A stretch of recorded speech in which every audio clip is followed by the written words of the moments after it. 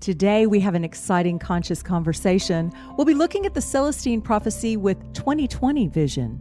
Hi, it's Cheryl Sitz, welcoming you to Exploring Possibilities, where we transform life from the inside out in holistic spiritual ways. Broadcasting since 2012, our entire library of shows can be found at journeyofpossibilities.com, with new shows coming out on Spotify, Apple Podcast, Google Play, Stitcher, and youtube.com/Cheryl Sitz. We like to keep our content free and accessible to as many people as want to listen, so we really appreciate your contributions at journeyofpossibilities.com/support. In just a moment, James Redfield joins us.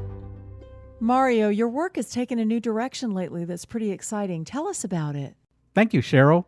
One of the things that I do is remote support. And what does that mean? It's like I can train you on your website if you're needing to do some updates. I have a client of mine that they call me every so often, and I remote into their computer, and for 2 hours, I show her how to do something on WordPress, on Wix, or maybe Microsoft Word or Microsoft Excel, or even your email. And I have another client that I work with, and they're having issues with their computers, and I troubleshoot like if Microsoft Word doesn't open or they can't get to a website. And sometimes I'm just doing maintenance. I check their backups to make sure everything's working. I verify that the passwords are working properly, their emails working properly, virus scan, all of that remotely. I don't even have to go to your house. And during this whole lockdown, it keeps me safe, keeps you safe. And why not give it a shot? You can contact me at mariorosales.com and let me know how I can help you. James Redfield is a lifetime student of the human condition and spirituality. Since 1989, he's been dedicated to writing full-time about his interests in interactive psychology, Eastern and Western philosophies, science, futurism, ecology, and history. His most famed book, one of my all-time favorites, The Celestine Prophecy, published in 1994, spent 74 weeks on the New York Times bestseller list together with The 10th Insight.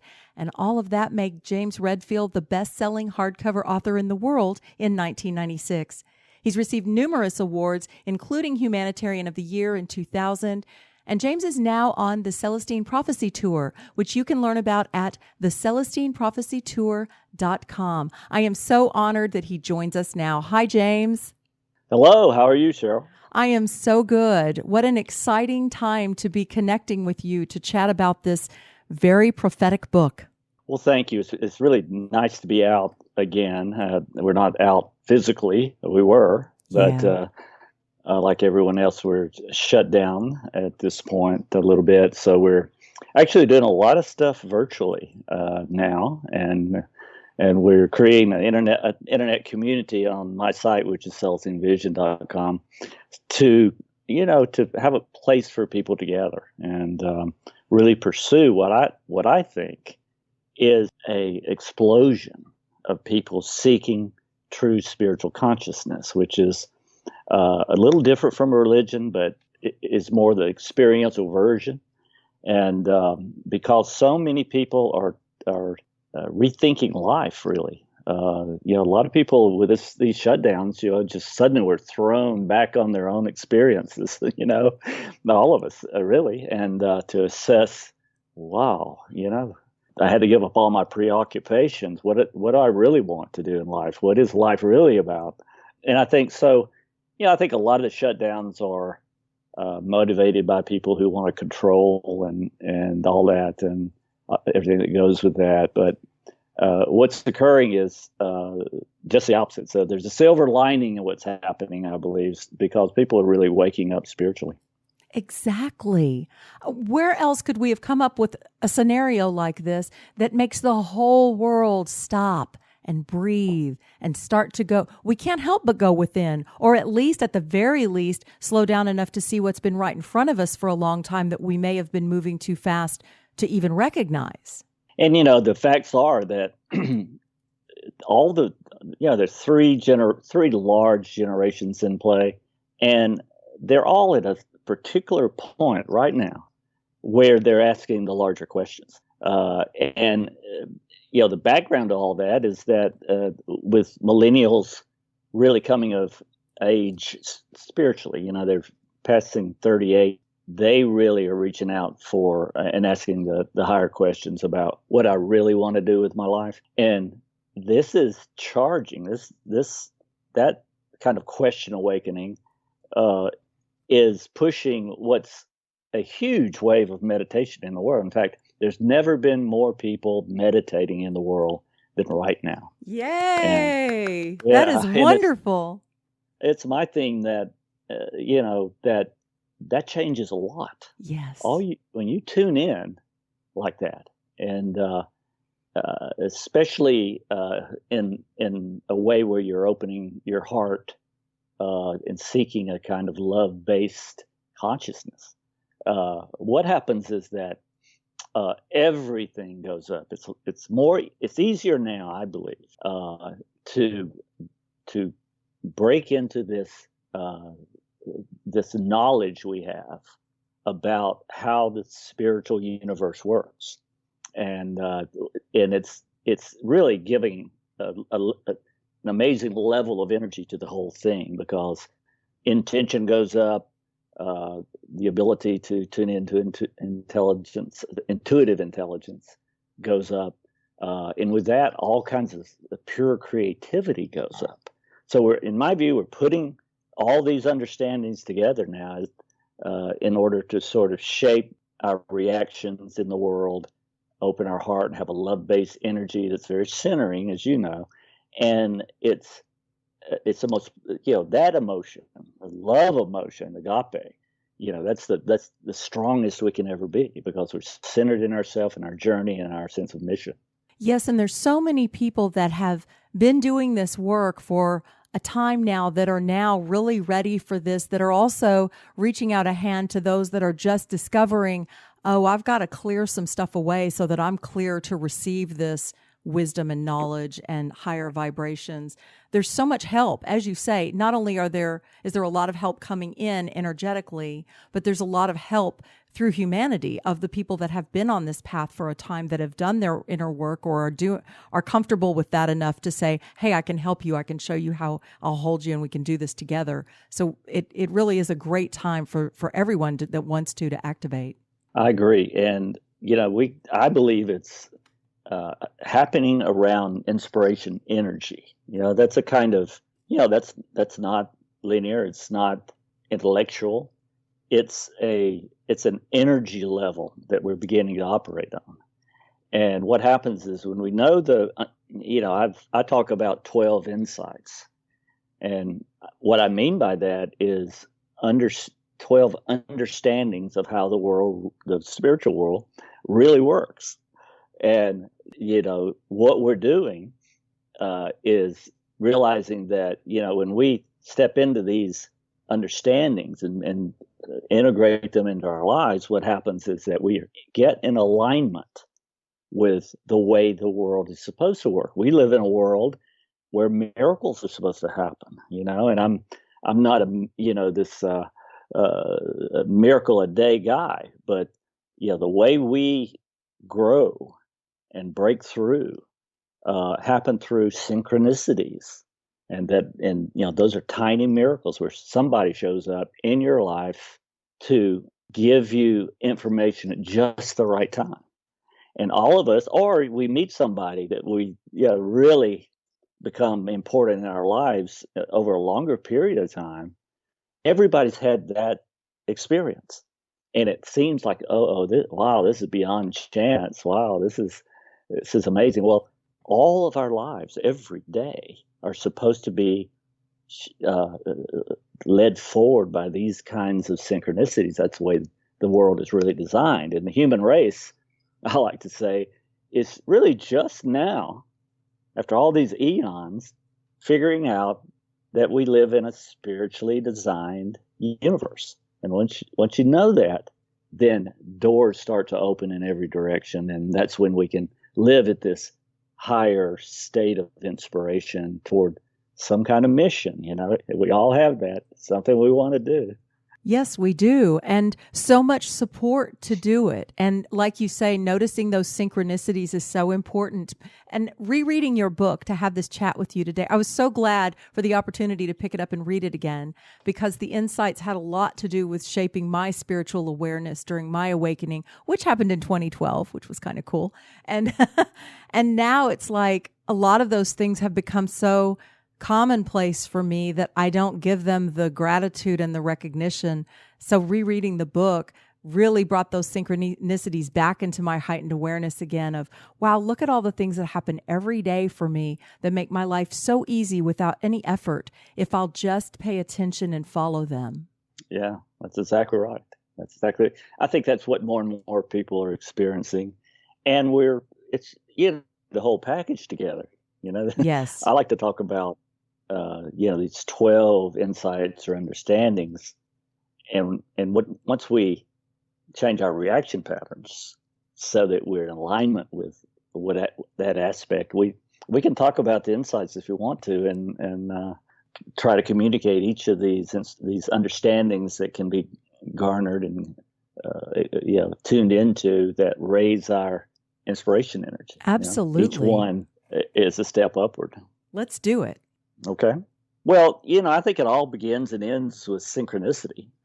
It's something that people, if they think about their lives, they realize what synchronicity is. It's a meaningful coincidence that happens that is beyond chance. It feels there's a certain destiny about it. Ooh, I was destined to meet this person. I was destined to pursue this new interest or new vocation or anything that gives us the feeling that there's some kind of helping hand in the world ingrained in reality, that if we pay attention, we can experience a kind of opening or opportunity that extends our journeys and feels destined.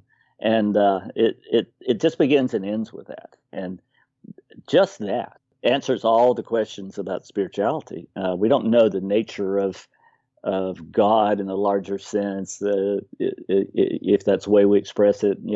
It's hard to know the big picture, but we do know absolutely that we get help in life if we tune in. So there's a larger part of our intelligence that tunes in, and once we realize that we can expect synchronicity and all the other understandings about life, spirit, and the spiritual life especially, act to bring us more frequent synchronicities, right? So each one amps up our inspiration energy, and each one amps up the flow of these mysterious coincidences that allows us to complete a kind of destiny of helping out there in the world. And James, it's not always a pleasant synchronicity, is it? I mean, in the moment, depending on whether we're ready to accept it without judgment, it might be an unpleasant synchronicity, but it leads us ultimately to our greatest outcome. Well, that's the first ability that we have to cultivate if we want more synchronicity in our life and more opportunity to show itself. And that is, every so-called negative event has a silver lining. Yes. And I know there tragedies happen and there are challenges all over the place, but somehow, and people do this naturally all the time, they find something that they awaken to because of this negative event, even if it's a tragedy. I mean, those things happen in life. So if we're going to be excited about that flow, we have to be excited about how to turn a negative event or hitting a brick wall in our journey or our creations, how that presents a slightly different avenue. It's not that a tragedy had to happen for you to make that turn, but because they do happen, we can know that we can make out of it a synchronicity and take advantage of it in a way that we can. In the end, it may take a long time, but in the end, with anything, we can find that silver lining and how we were turned in a different direction of growth because of it. Yes, I like to ask, how can this be to my benefit? How can this be for me? Because I believe life happens for me. So how can this be for my benefit? Usually will take me out of the poor me and into something more beneficial. I think the second understanding follows from this, because if they're real, if synchronicities are real and everybody's experienced them, then they're the answer to our friends who are atheists, right? Who just think there's nothing more but material reality that somehow got created, and that uh, and that you just have to use your ego to make the best life you possibly can, or have the most fun, or whatever it is that people who believe that do. But if synchronicity is real, and we know it is, then it's the answer to that. I mean, I just ask. I have a lot of friends that are atheists, like we all do, and I just point to the synchronicities in their lives, or ask them about them, and then they go, "Okay, but that's just pure chance. I was lucky that happened. Was it, or did you get a sense of destiny? It's something's unfolding to allow you to grow into some mission or gift or truth that you can tell in the world to make the world better, make evolution better." So I think that once we know that, then the second insight, and again, this is an aha. The second understanding is that, guess what?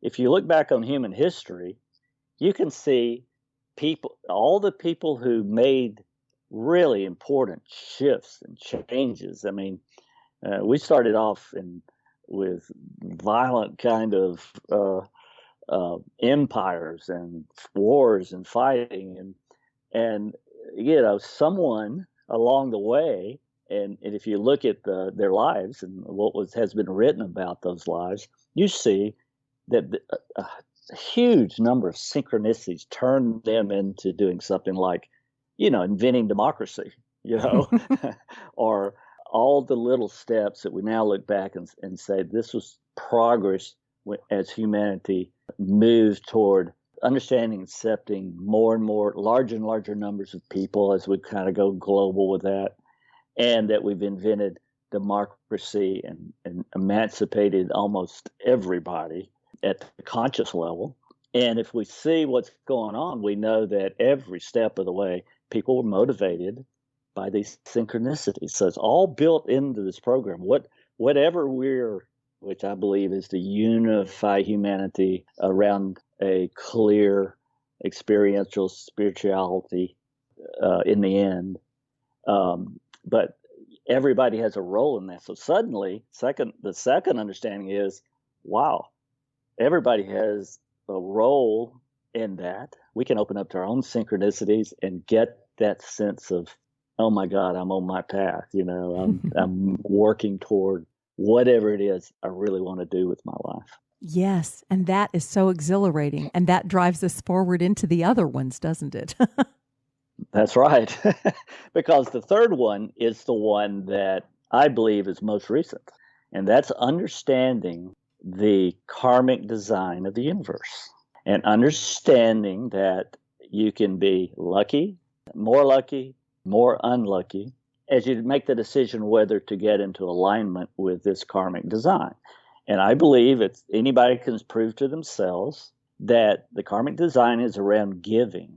In other words, if you're a giver, and that means you give of everything, first of all, you look out for the best interests of people in your life. You give people when you find there's a way you can give, money-wise or advice-wise or all of that. But primarily what we're only now understanding is that the main gift that charges this karmic world is tuning in intuitively to share something about our lives that would be a synchronicity to the other person. Now, all you get is a hunch of something you want to tell another person, and we've all experienced that, right? Yes. You're talking to sometimes a stranger or a best friend, and all of a sudden it comes to you something you did in your life that solved an issue or had allowed you to transcend,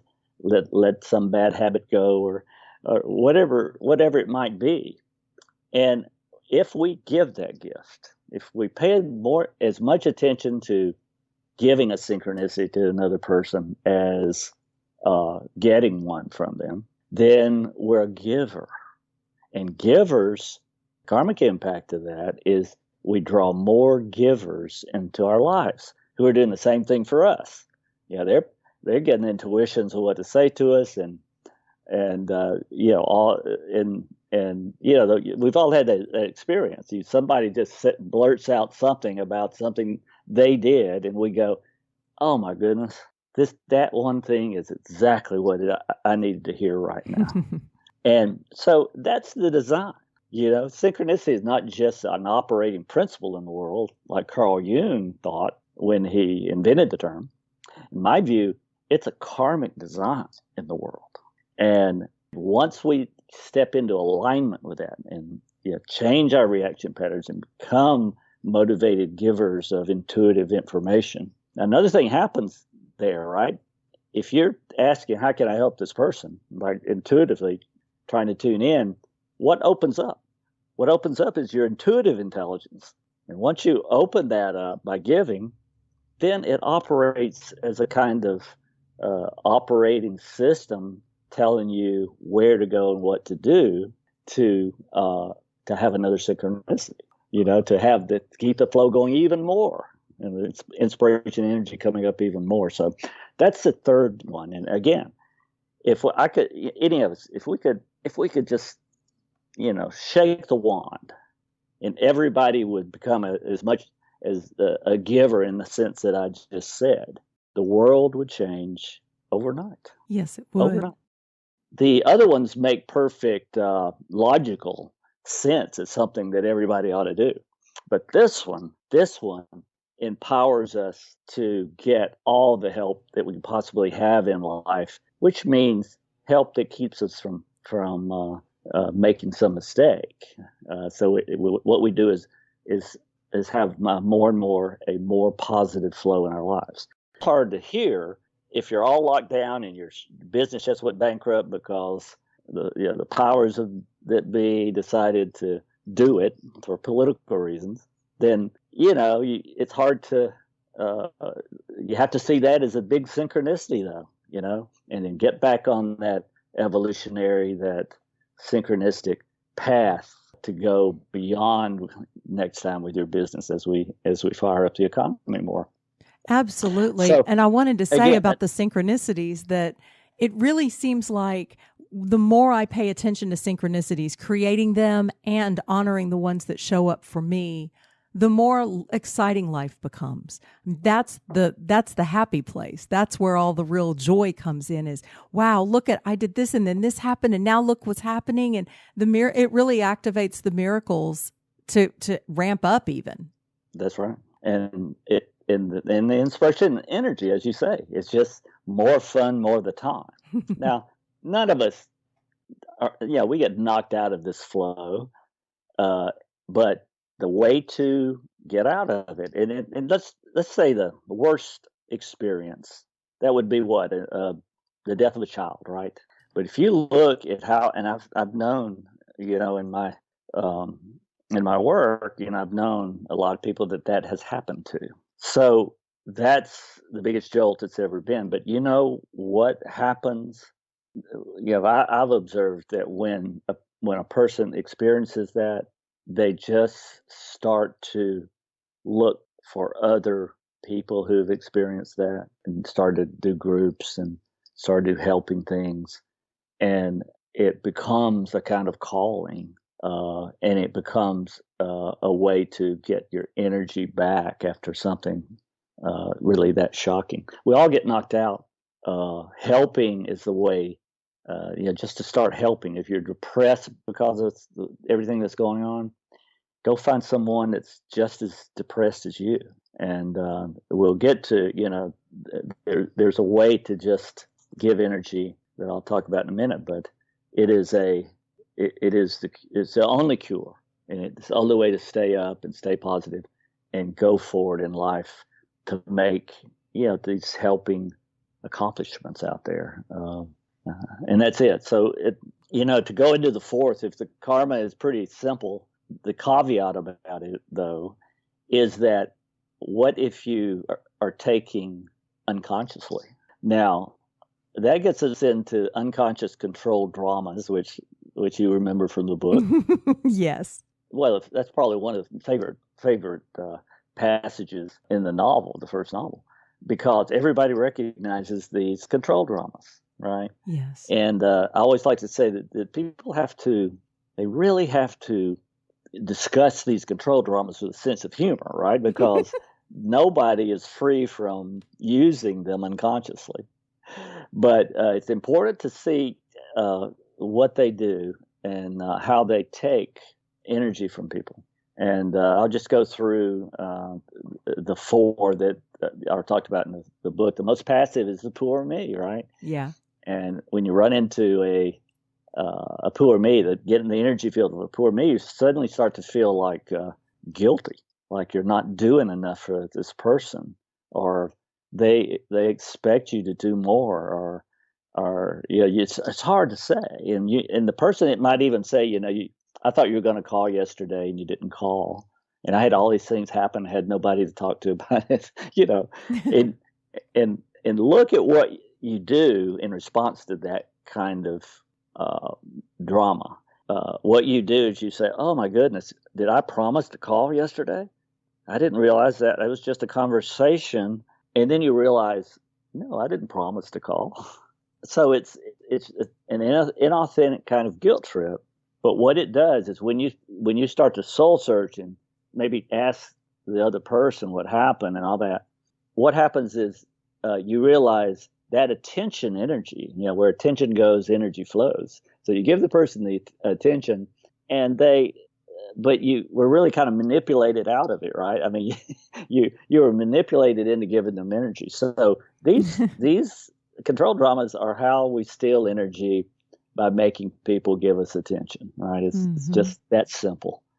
And what do you do about it? So to stay, first of all, sometimes we feel lowered or attacked by the other person. So we jump into our control drama and deny it and defend ourselves and all that kind of stuff. So there you got a power struggle all of a sudden, right? Nobody is able to stay authentic and grounded in their own journey or any of that. Everybody's knocked off. That's what's really wrong with the world, right? Mm-hmm. That's what's wrong with the world at every level still. So we're working on transcending these power struggles. And I believe that what we're learning to do, based on our growing knowledge of spiritual reality here, it's first of all, we just realize that, wait a minute, I can center and I can have enough energy. I don't have to argue with this person over energy. I can just go ahead and give them the energy they want, right? So if you do that, and you can, however you want to make a joke out of the situation or take down the temperature of the situation in some way, but if you mainly give that energy, which is what the person wants, then you can do something that turns the conversation authentic, and that is naming the game. So this is a game to steal your energy. So now you're giving it anyway. They don't need to steal it. You name the game, which is telling the truth as gently and loving as possible, right? You say, a lot of times when I'm with you, I feel guilt tripped. And that's a colloquialism, but most people know what that means. And what are they going to say? Well, they could deny it. No, I didn't do that. Or you're just trying to make me feel guilty. They can say anything. But if we just stick to our guns, well, that's how I felt in the situation. Okay. That's the gift. That's your authentic truth, right? Right. And you have to just say that's just how I felt, because, it might be a misperception, actually. So to guard against any of that, you just say how you feel. And that authentic conversation eventually reveals the truth all around. Right. But you have to not participate in the control drama. So you just say it, and you say it once. If they argue, that's just how I felt. And that, if you say the truth to that, that is a gift. That's a synchronistic gift. Now they might not take it as a synchronicity right away, but then somebody will say the same thing, right? Yeah. Over time, that truth makes its way through the control drama, and the person gets insight into their own behavior, and they're able to let that go. hopefully, and they too start to center in their energy within. And you just handle that authentically every time. And that is a way to transcend these control dramas. Now, catching ourselves is another issue, right? When we do it. But the more we stay authentic, the more we can look at our own behavior too. Right. And catch ourselves doing it. So it's a game of catch. So you're trying to catch yourself before you react with a counter control drama of some kind, and just remember to do the thing it keeps your energy solid, and that is staying in truth as far as you know it, and giving them the energy they wanted anyway. Right? It's better than just running away from the person and never, not speaking to them again.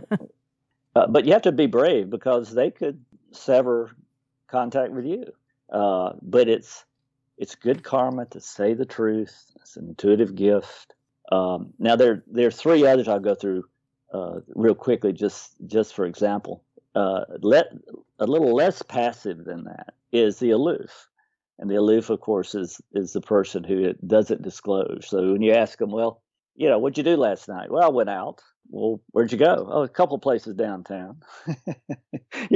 So what do? You keep, when somebody's acting like that, you can feel that they really are kind of seeking your energy of when you interrogate, and when you want to know more about them, that's energy. So the longer they distract, the more questions you ask. And so that's the pattern, that force you into giving energy. And of course, the solution is exactly the same. You give them the energy and just say, I always feel about you that you never give me a straight answer. You never give me insight into your life. Or that's a lot better than hammering them with just a non-disclosive person. And so the remedy is still the same. And if we get more, look at it with more aggressively, you run into an energy field where you feel criticized. It's almost automatic. You run into this. We've all known interrogators, right? Mm-hmm. That's the game we're going to talk about. So interrogators are looking to find something wrong with you because it gets your energy transferred to them, because they're the ones that might criticize you. So you don't want to be criticized. So you're walking on tiptoes around them. And what always occurs is that as soon as you get around a person with that kind of control drama, you just mind your P's and Q's, because who wants to get criticized? But again, you give them energy and you say, when I talk to you, sometimes I just always feel criticized. You got to express that with love and non-judgmentalness. That's the secret. And give them energy. And sometimes they'll admit it. That's my problem. I really do that, don't I? That's the best thing you can hear. And then you can say, well, let me tell you about my control drama, And then suddenly it's an authentic, even revelationary kind of conversation. It's real. And that's what we need. That's what we're building now as we tune into all this. Of course, the most aggressive control drama is the Intimidator. Now, the Intimidator is someone who walks in the room and you can just kind of tell, they think they're the baddest person in the room, or they are, even they'll say things, don't mess with me right now. I might just blow. I'm right on they look like they might explode and do harm. Now, that's a control drama. And that one, you have to keep your distance, in my view. Because if you go telling them the truth and they too directly, you have to really be subtle with how you give energy, but also how you say the truth about that. Most people, when they find out someone's an intimidator, they just leave. Yeah. That's why it's so hard to break somebody if they get into an intimidator pattern.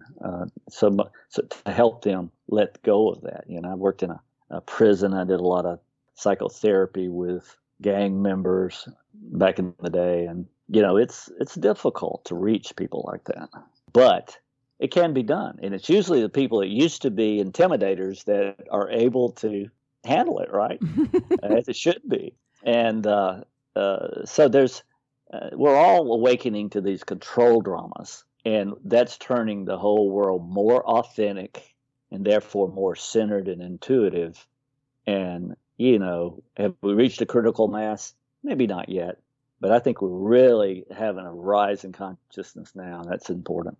Well, and I've actually heard some of these dramas referred to as like an energy vampire, or someone that pulls all the energy the minute they're in the room. And so we don't want to be around those people, and they kind of exile them, or they talk about them when they're not in the room or whatever, which is just another control drama, isn't it? It's like it's not fixing anything.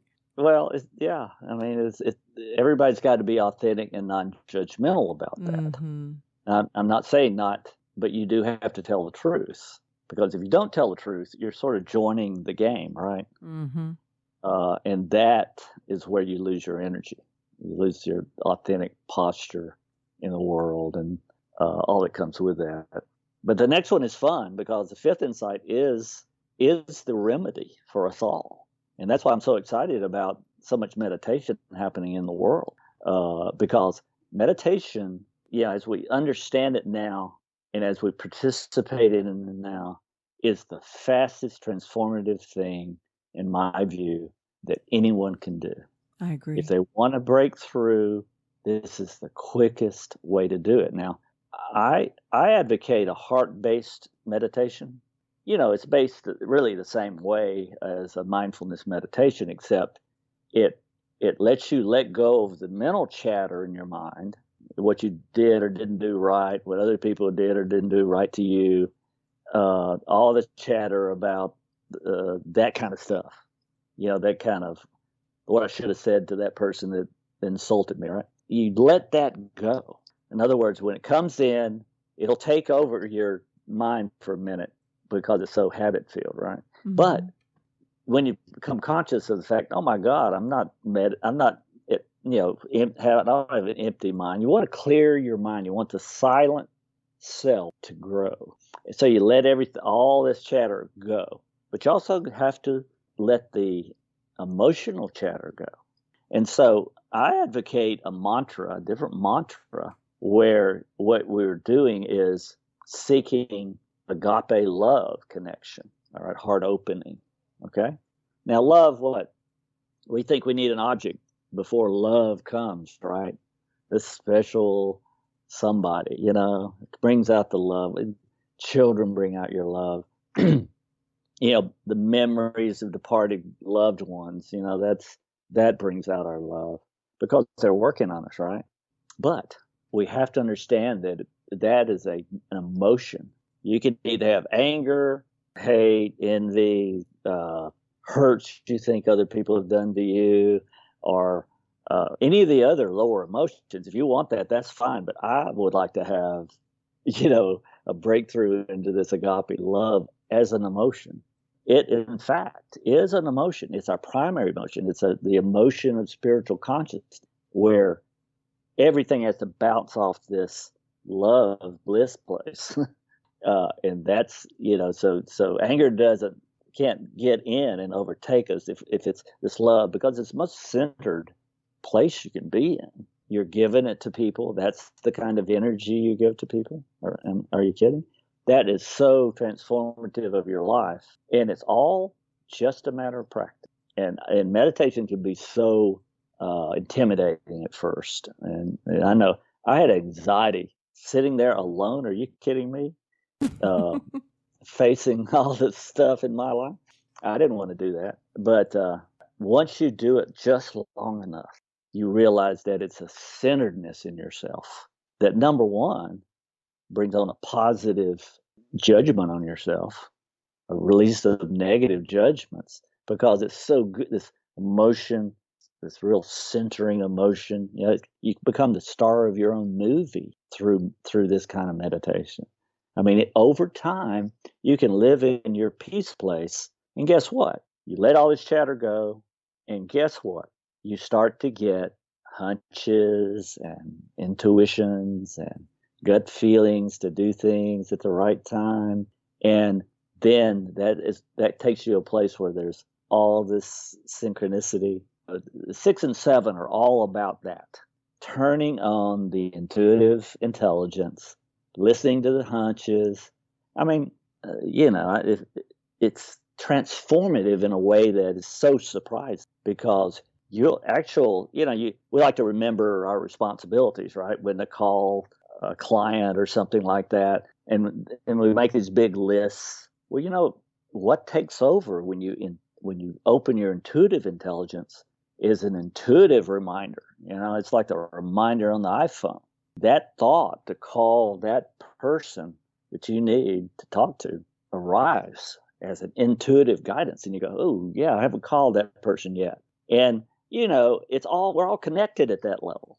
So that if your friend, if a friend you haven't talked to in a while comes into your mind, what happens when you pick up the phone and call them right then? What do they say?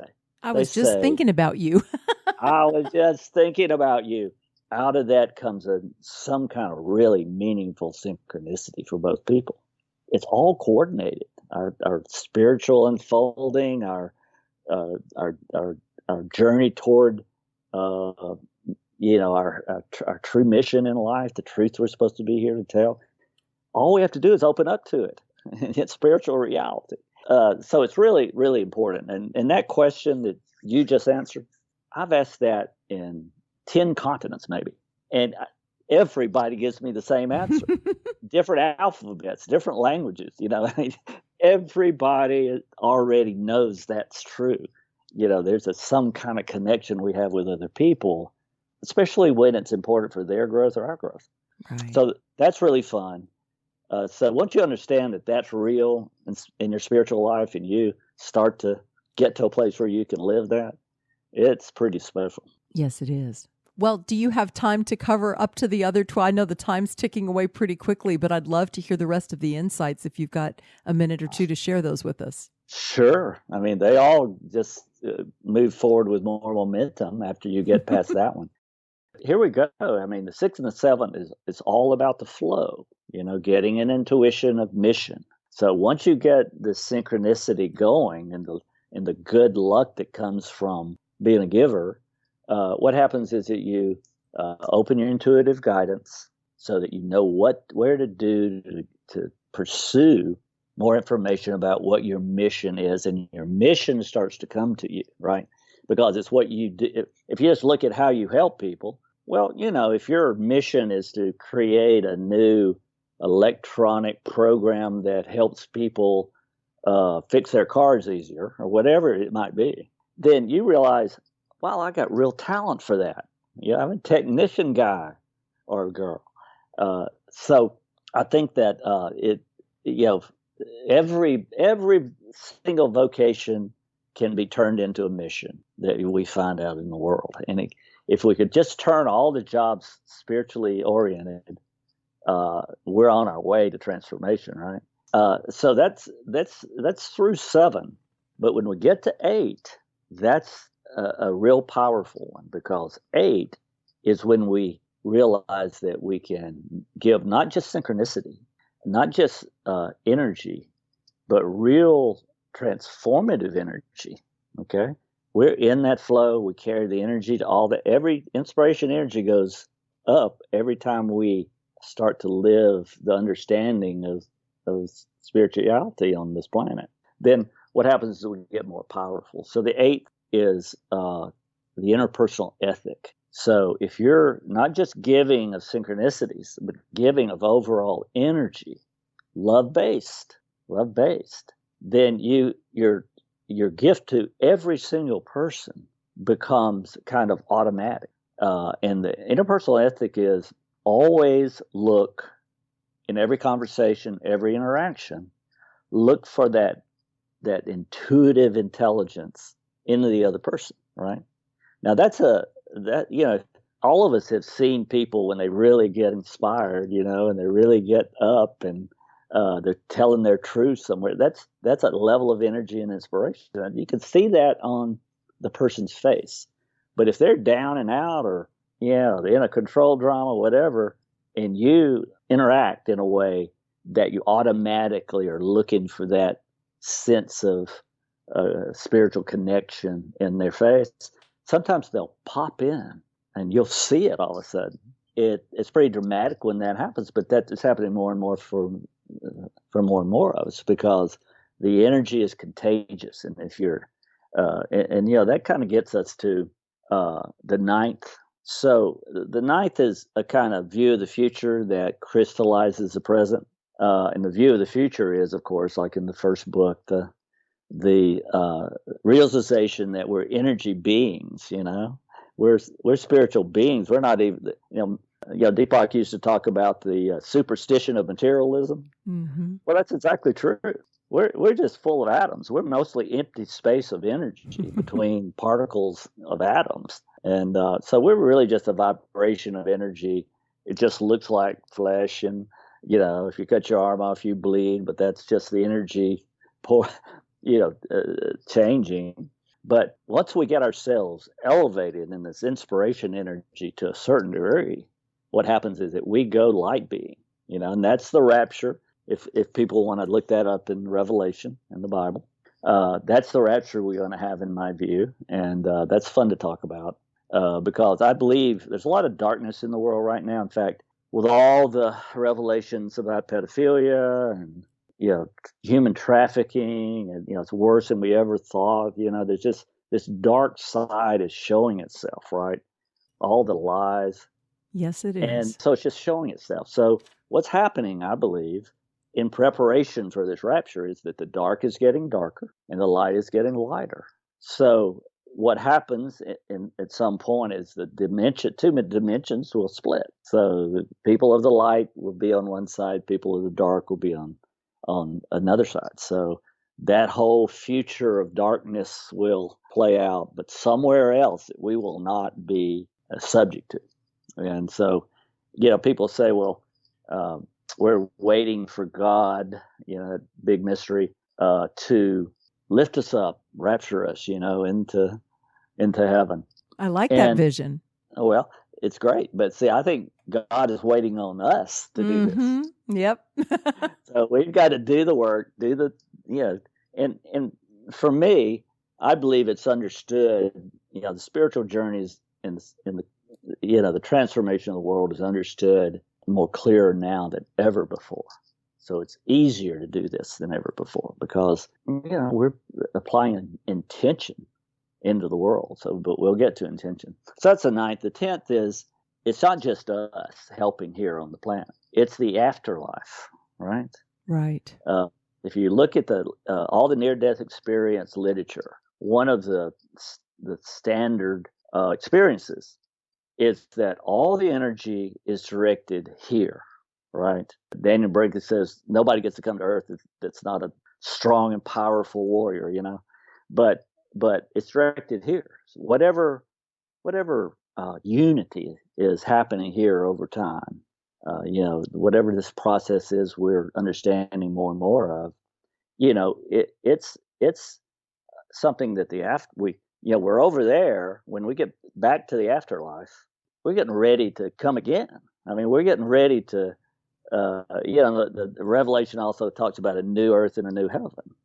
The heaven, they're fragmented over there. This is the unifying experiment, I think, right here that's going on. They're sending energy for it.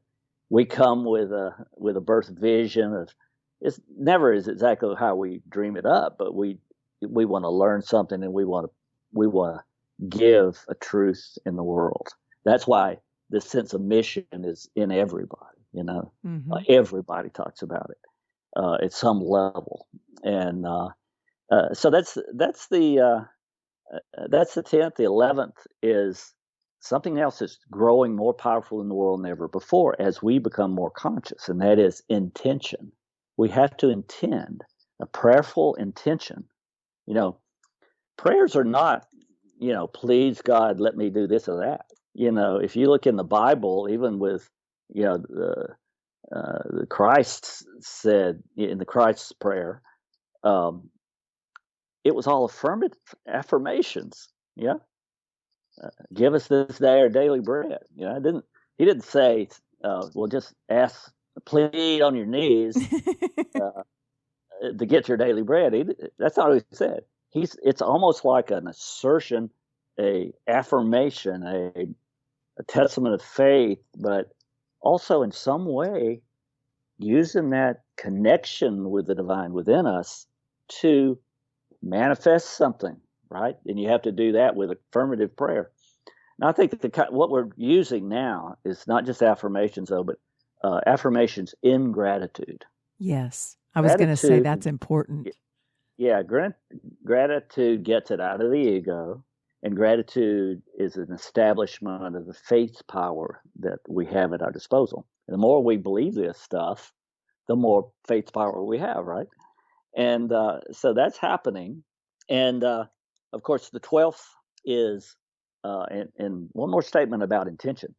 I say intentions out loud about everything. I don't go on a trip until I set an intention about how I would like it to unfold. And when I get through that, I say, or something better, because I think that's how powerful we are. We can have, we're protected by these affirmations in some way, because we ask in an affirmative way to go safely through this journey we're about to embark on. That's part of the protection that a lot of spiritual scriptures talk about, that we're protected here. Well, people say, well, I'm not protected. Well, we're protected here by guiding intuitions, premonitions that guide us around trouble. I've walked off airplanes lots of times. I've been helped in that way so many times. It's to me, it's amazing that I've got intuition about something not to do, and that's powerful.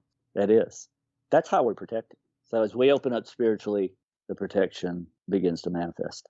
But to go on to the 12th, the 12th is what we're discussing now, and that is the integration of this.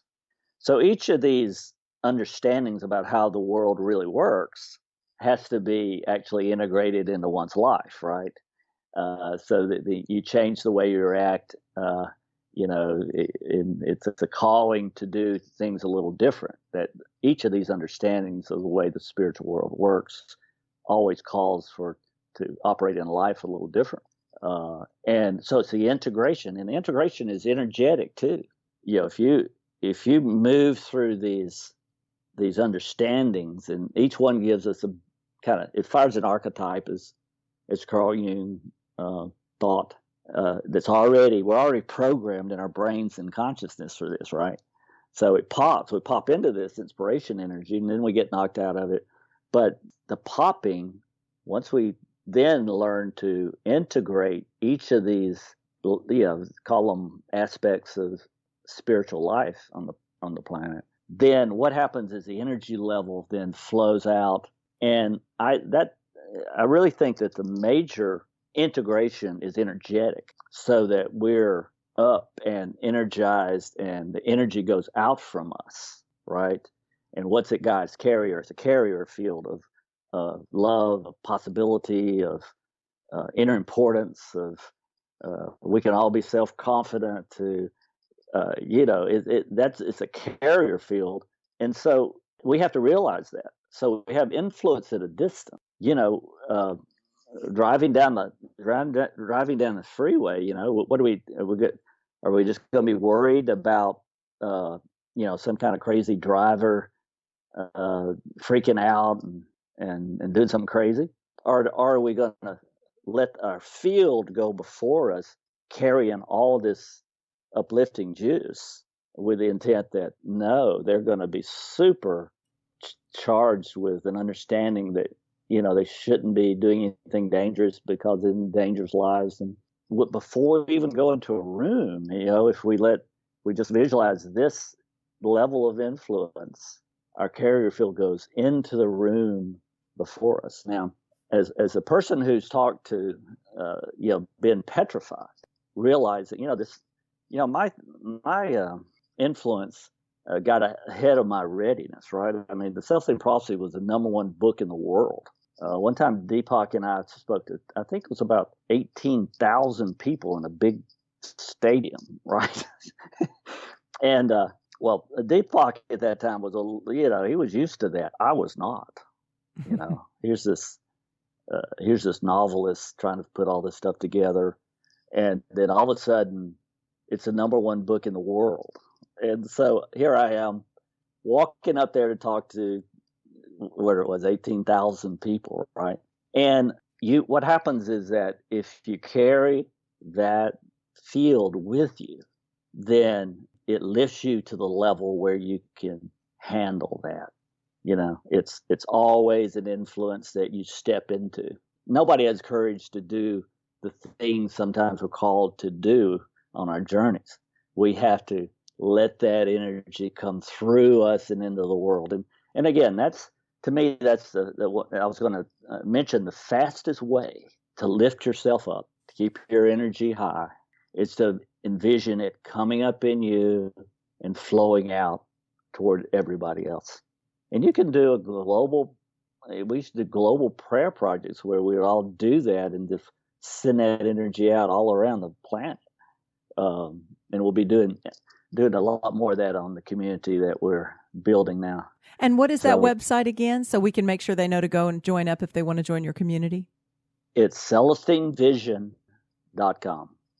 And we are excited to be living in a time where the Celestine Prophecy is becoming real in our world. And my partner Mario here and I talk about, wow, we can see the edges around the plants that they talk about in the book, and we can see all these synchronicities. And we're experiencing all the power dramas and all it's really an exciting time to be alive, to be living the Celestine Prophecy and not just reading about it as a grand adventure that someone else got to take.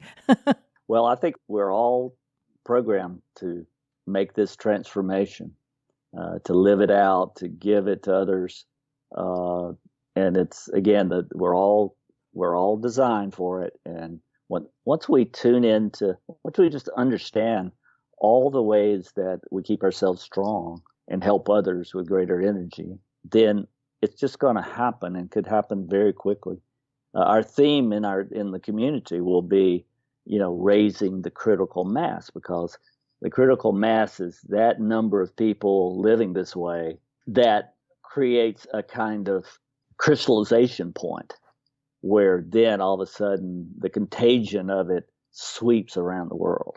That's an exciting vision. So, I'm very excited about the community. It's going to be a lot of fun.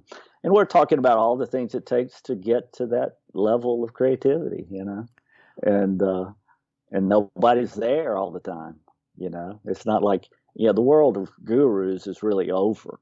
Gurus sort of are there to hold the energy maybe, but now it's time for all of us to work out the details and absolutely to practice staying at this level of energy.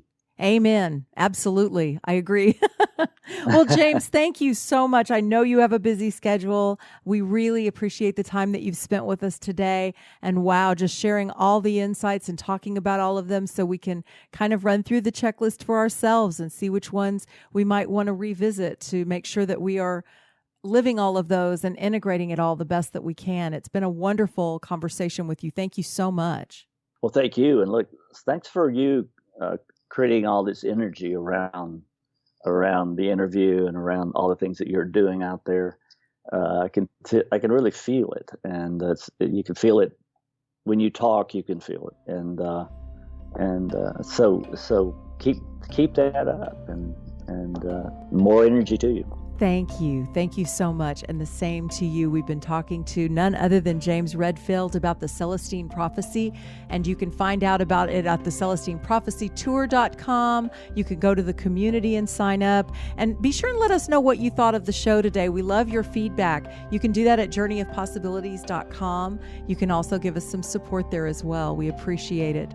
Thanks so much for tuning in, and we'll see you next time on Exploring Possibilities.